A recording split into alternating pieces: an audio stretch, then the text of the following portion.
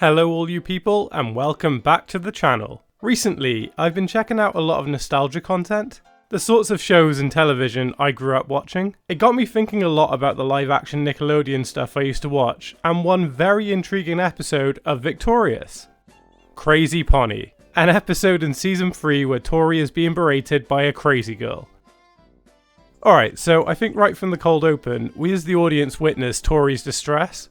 Her older sister Trina has had a bad head cold and is keeping her family awake at night.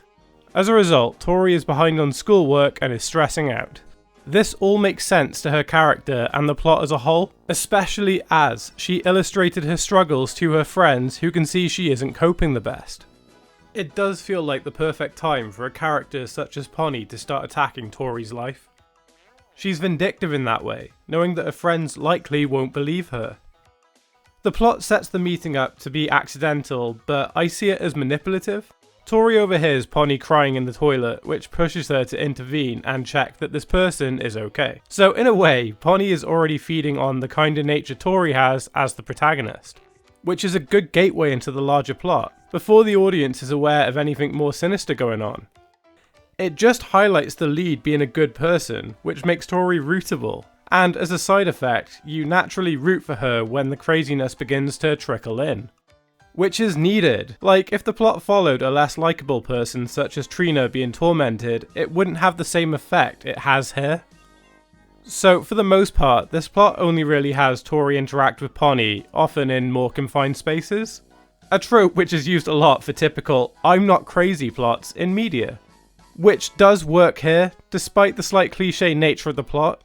This is somewhat broken by Trina rushing into the bathroom, but I'd argue it doesn't really break any plot elements.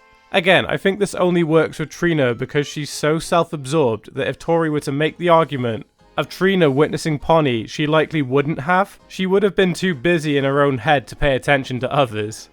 So Ponnie herself is played by Jeanette McCurdy, who is no stranger to Nickelodeon, appearing in another popular Nick show. Absorbent and yellow and porous is he. I mean a live-action Nick show. Never mind. I think she was such a good casting for this twisted character. Her acting in every scene is on top form here, and she does such a good job of making Ponnie a truly uncomfortable person to be around. I think this is pushed further with costume and her general demeanour. The use of colours and fabrics are almost gormless, while her movement and expressions feel wonky and off, which pushes the more horror-esque tones of the episode. To be fair, if this episode were to ditch the darker nature, I think there's potential for a very good episode regarding social anxiety. Something like Tori makes friends with this girl who has crippling anxiety and helps her overcome her nerves across the episode.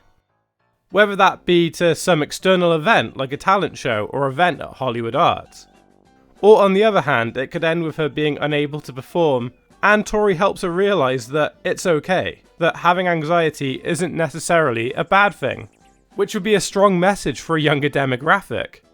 I really love the scene with the creepy Tori doll. I forgot it existed until rewatching for this video. Like, I haven't watched this show in 15 odd years at this point, but I'm still amazed I forgot the doll. I'm very surprised Nickelodeon greenlit this. Maybe it's because children's shows are crazily censored now, but still. I think it definitely works at raising darker stakes, and Jade's love for the doll was hilarious. And where do I get one? It did a good job of unnerving Tori, and I think the make it rot sign pushes it all the way. Especially as the locker change and doll proves Ponnie's darker intentions here. Despite the tonal shift of this episode from the norm for the show, there was still some comedic parts. The food delivery scene in particular made me laugh and illustrated McCurdy's range with the character. I don't know what it is, but something about the line delivery tickled me a lot. That's not Ponnie, it's Linda the delivery person. God, Tori, get it right. I do think the resolution in Hollywood Arts is very rushed, and I'm not a big fan of the exposition dump from Ponnie at the end. My name is Fawn Leibowitz. I used to go to school here, until you showed up. Your locker? Used to be my locker. Yeah, I got kicked out of Hollywood Arts so they could make room for you. And guess what, Tori? I'm angry about it. If the writers were insistent on something like this, then have Sikowitz begin to explain it and then transition into flashbacks. Don't have a huge exposition dump. Show, don't tell.